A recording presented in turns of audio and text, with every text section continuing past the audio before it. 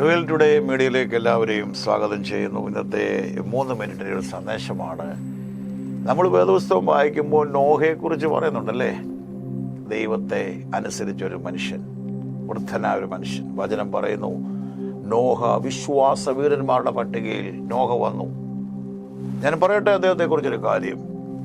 പെട്ടകത്തിന് പണി തീരും വരെ ദൈവം അനങ്ങിയില്ല.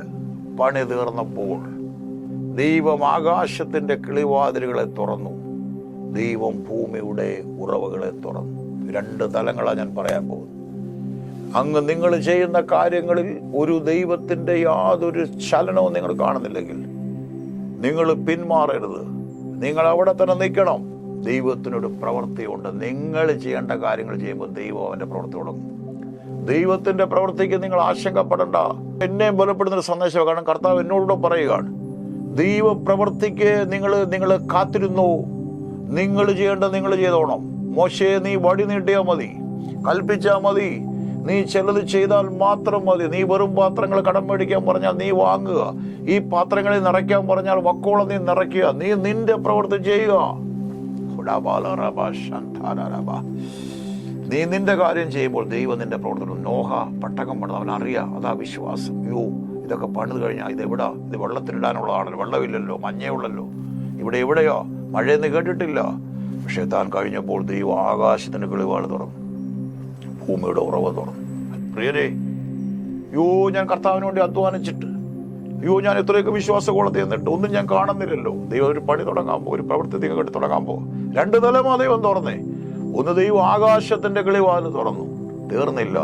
2 ദൈവം ഭൂമിയുടെ ഉറവ തുറന്നു. ഞാൻ ദൈവത്തെ സ്തുതിക്കുന്നു. 2 തലം. ഒന്ന് ഭൂമിയുടെ ഉറവ, ഭൂമിയിലെ നന്മ.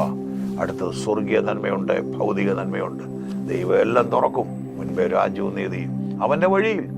നീ ചെയ്തുകൊടുത്ത വിശ്വസ്തയോട് നിനക്ക് പറയാൻ കഴിയുമോ? Faithfully I have finished my work. Can you say, wait, be patient.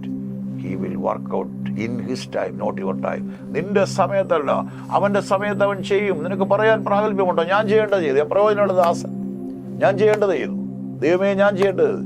ഞാൻ പ്രയോജനമുള്ള ദാസൻ എന്ന് നീ പറഞ്ഞു.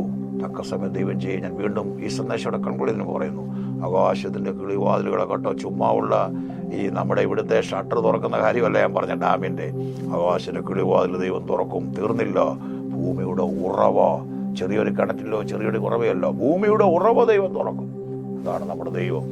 അവനിൽ തന്നെ ധൈര്യപ്പെട്ടിരുന്നു. അവനിൽ തന്നെ എൻ്റെ ഹൃദയം ഉറച്ചിരിക്കട്ടെ. നീ ചെയ്യേണ്ട പ്രവൃത്തി ചെയ്തുകൊണ്ടിരുന്നു. തക്ക സമയത്ത് ദൈവം അവന്റെ പ്രവൃത്തി ചെയ്യും. ദൈവം അനുഗ്രഹിക്കട്ടെ. ആമേൻ.